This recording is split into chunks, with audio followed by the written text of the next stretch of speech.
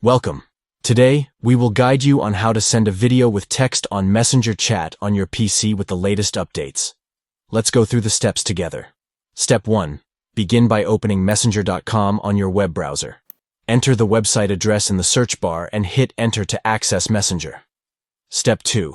Open any chat on Messenger where you want to send the video with text.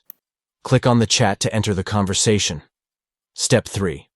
Look for the photo and video icon at the bottom of the chat window, located next to the text box. If you do not see these options, click on the plus symbol next to the text box to reveal additional options. Step 4. Choose the video you wish to send by clicking on it. Then, click on the Open button to attach the video to your message. Step 5. Write the note or message you want to accompany the video. Once you have composed your message, click on the Send button or press Enter on your keyboard to send the message. By following these steps, you can easily share videos with text on Messenger chat on your PC.